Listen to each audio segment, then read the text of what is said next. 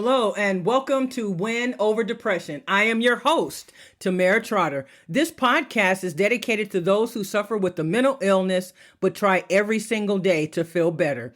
It's also dedicated to those who have loved ones who suffer in silence and want everyone to know about this debilitating condition. You know, depression is one of the most undertreated conditions in the entire world.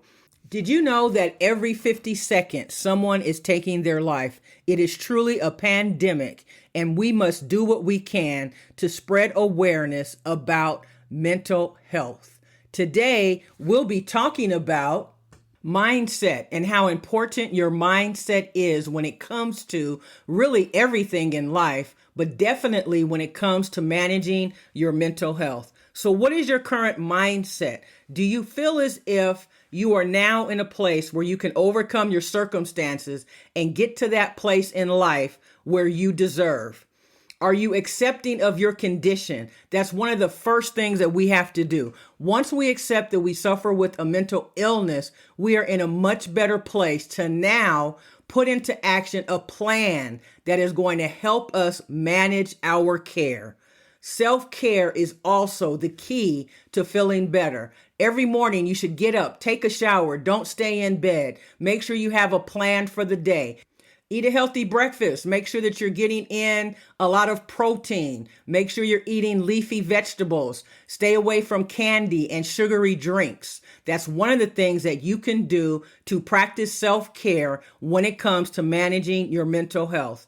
Set realistic goals. Break tasks into smaller, manageable steps, and make sure that you are able to achieve the realistic goals that you have set for yourself. Remember to celebrate the small wins. Engage in some activities that bring you joy and give you a sense of accomplishment. It's so important that we also focus on the present. When we focus on the future and what we think the future may entail for us, it sometimes makes us sad, but we can never know what the future will bring because we can't determine that. We have to live in the present moment, deal with whatever is in front of us. Sure, we can plan for the future, but we should not be so focused on the future that we cannot focus on what is in front of us. We have to be patient and persistent. We have to make sure that when we are managing our mindset, that we are not surrounding ourselves with people who exude negativity. I know it seems like a laundry list, but there are so many things that we need to continue to do in order to keep our depression at bay. We need to limit or completely take out alcohol. If you can just limit it, it's going to help you. But if you can reduce it immensely, you're going to feel that much better. How about your sleeping? Are you able to sleep? Getting 8 to 10 hours of sleep every single night is essential. And that is why I wanted to share with you that Win Over Depression is currently on TikTok. And on Monday, February 26th, we will have a live and free webinar. In order to register, all you have to do is go to the Win Over Depression TikTok page, and on my bio, you will see a link that says Pensight, PENSIGHT.com. Click on that link and it will take you to register for the webinar. There are 2 sessions on that day. One will take place at noon Pacific Standard Time, and the second one will take place at 2 p.m. Pacific Standard Time. Come and find out ways that you can overcome your mental illness. I will also be sharing a brand new mental health diary that I have, as well as an ebook. So I hope to see you there. Remember, giving up is never an option. Stay in the game of life.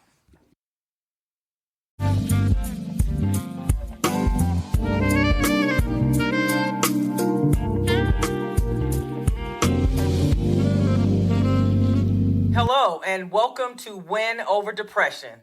I am your host, Tamara Trotter. This podcast is dedicated to those of us who suffer with the mental illness, but who are trying every single day to understand our disease and to live the best life possible. This podcast is also dedicated to those individuals who are trying to understand this disease so that they can be more supportive to those friends or family who suffer with a mental health condition. Today, we'll be talking about commitment, and I would like for you to take notes if you're able to.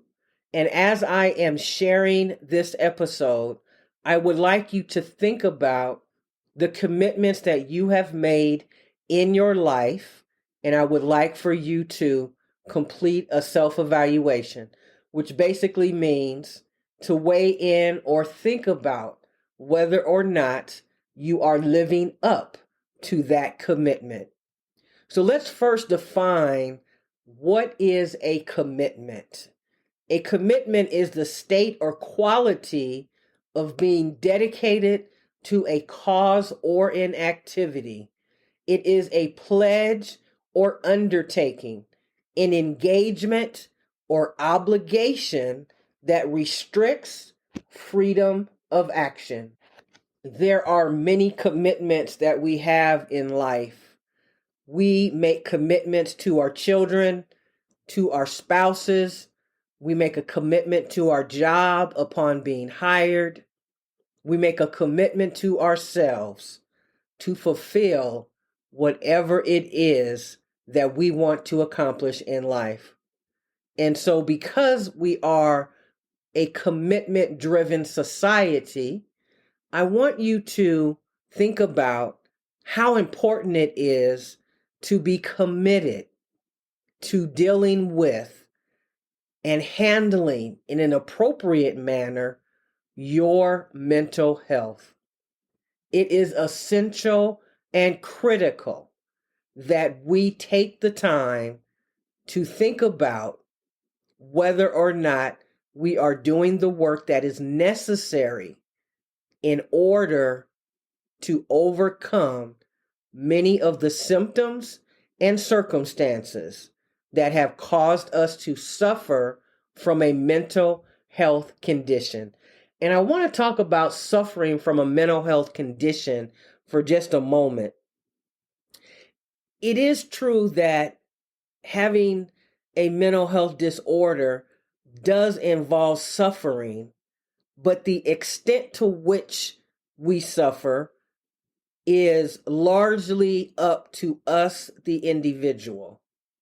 And so, what is your commitment to handling your mental illness, managing your situation on a daily basis? Are you 50% in and committed? Are you someone who needs to recommit because you know that you just have not been putting in the work? Can you recognize that you were never fully on board with being committed to what you said you were going to do? How has your commitment changed? And why has it changed? Have people in your life influenced the change?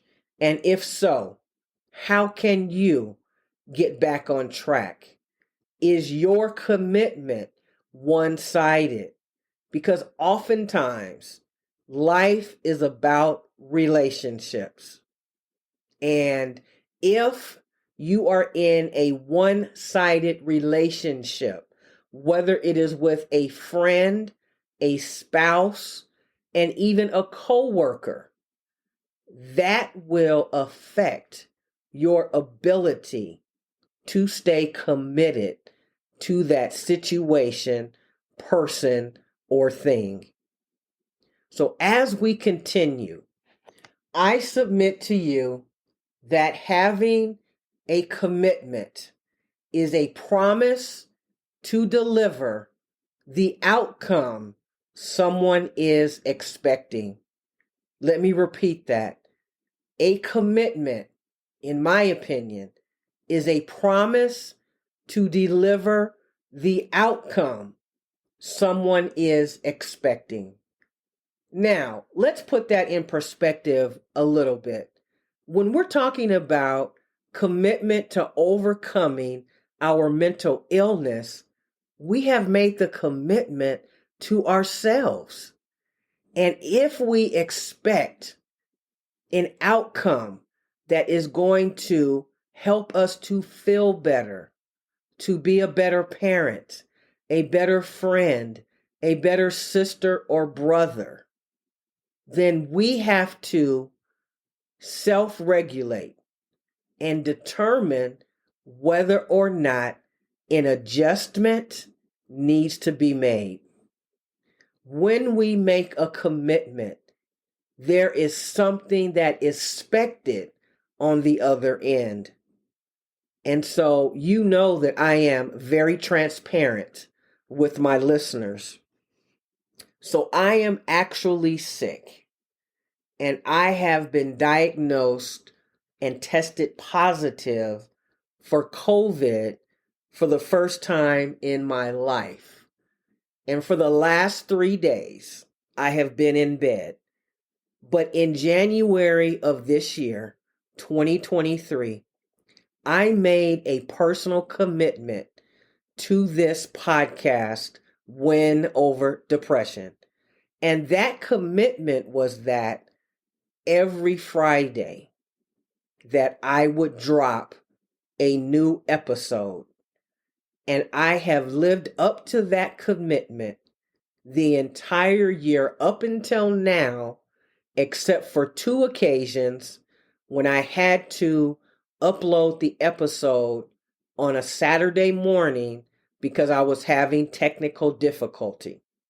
So we always give room for human error. And so even though I'm not feeling well, I made the commitment that without fail, I owe this episode to my listeners. It is 11:38 p.m. Pacific Standard Time.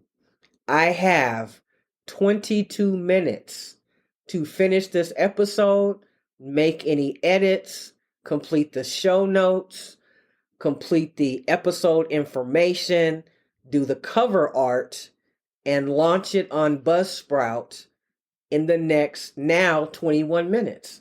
That's what commitment looks like. That's what it feels like. So, yes, I am doing it at the last minute because I just was not up to it because I'm not feeling well. But my friends, oftentimes, most of the time, more than we'd like to admit, when we suffer with a mental illness, we are not always at our best, but there are still people counting on us and expecting us to deliver on a promise that we've made with an expected outcome. And so I am not expecting you to be me, but what I'm saying is I want you to think about the commitments you've made in your life and how many of them are you truly living up to. In society, we tend to be overcommitted. It is almost an addiction. The truth is, our jobs, our employers expect way too much, and we continue to do the work because we need our job. We don't know what will happen if we say we're not able to keep up. And so we continue to allow other people to add more and more to our plate. I am telling you that there is nothing wrong with you speaking up about not being able to deliver on every single promise that you've made. But guess what? That means before you commit, you need to find out what is expected, what the outcome looks like, and what your specific responsibility is. Because in order for you to maintain a commitment of any type, you have to decide how important it is in your life. So my question is, How important is it to you to improve your mental health? How important is it to you to practice self-care? How important is it to you to finally stand up for yourself and start saying no? Remember this year, I talked about that I would spend more time sharing information about myself.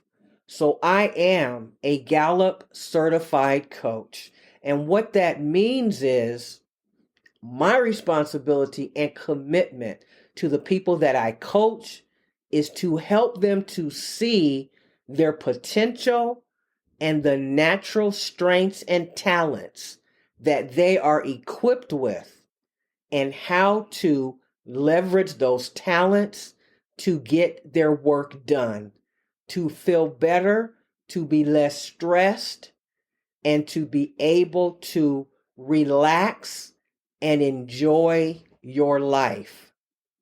So, to me, if I cannot be 100% committed to what I say that I'm going to do, then I really don't want to do it. However, there have been many times when I have been over committed.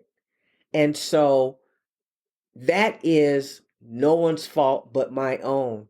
But I have learned to say no and to take several items off of my plate, mainly desserts. Just kidding. So think about your commitments and whether or not you need to recommit, recognize if you were never fully on board.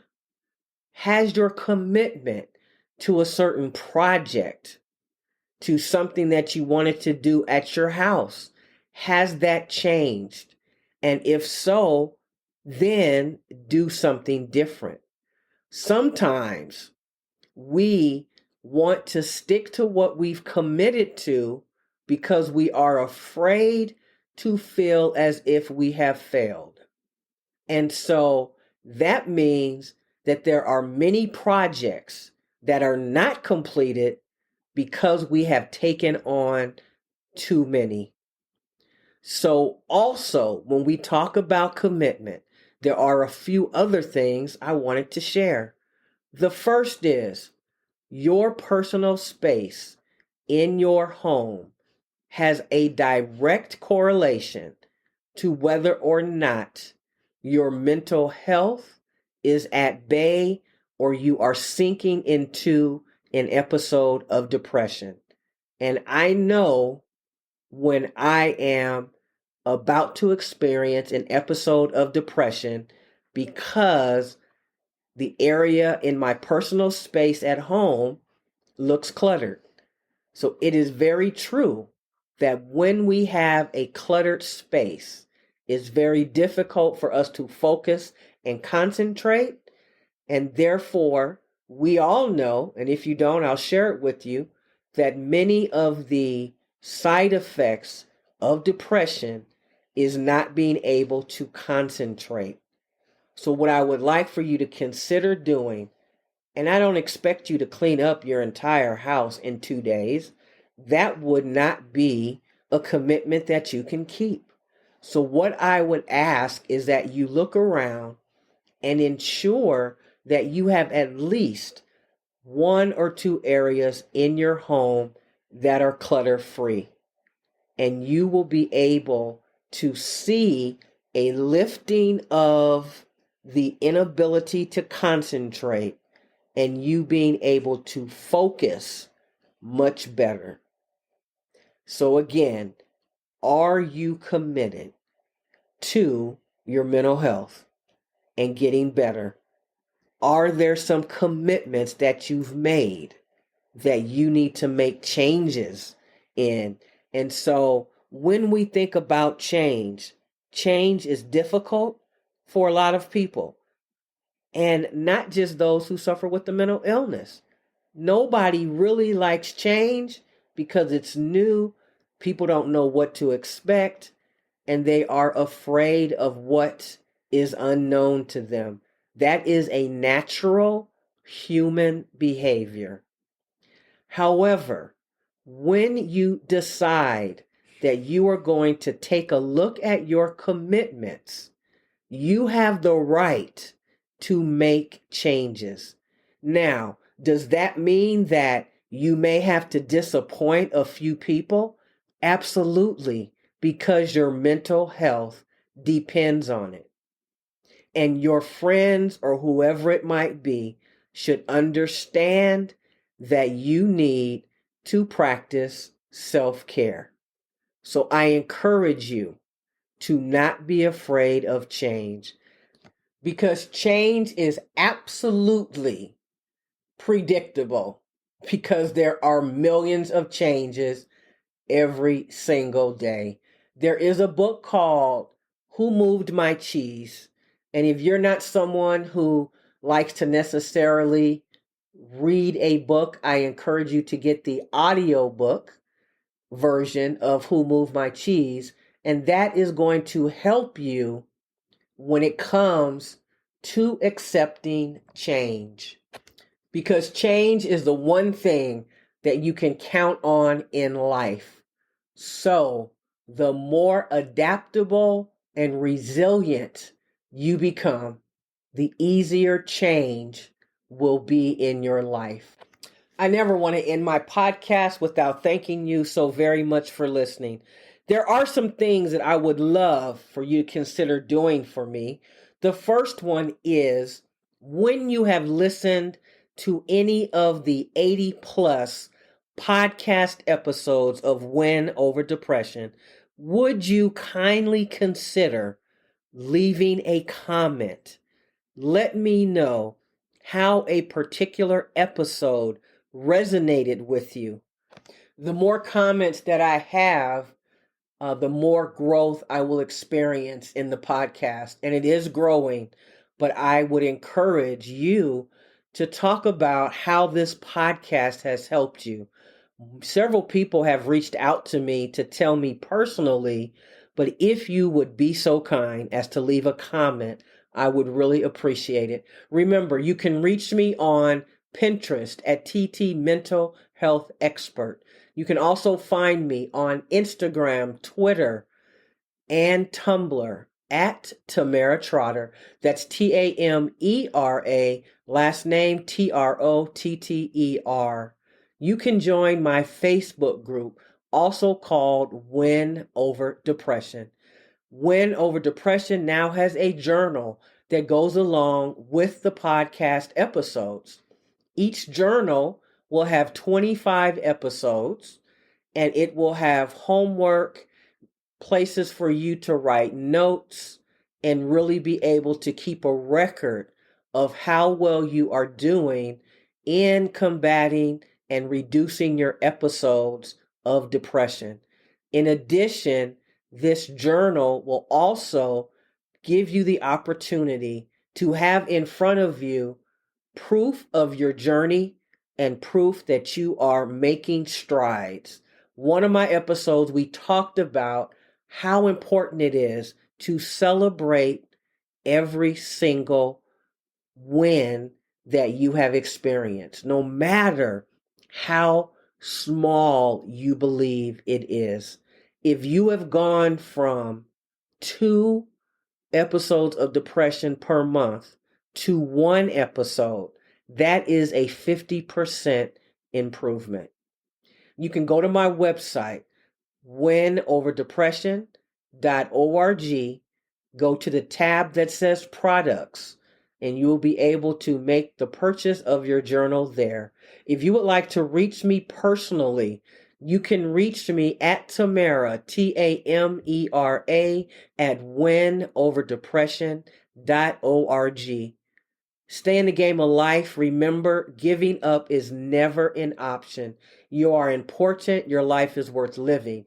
If you are listening to this podcast and it's late at night and you're feeling down, I encourage you to go back and listen to many of my episodes. I have several on why you should not commit suicide, as well as why suicide may come into your mind in the middle of the night. Don't take your life. please call 911 or call an accountability coach. I would love for you to know how important you are. I care about you, and I will see you next time on Win Over Depression. Take care.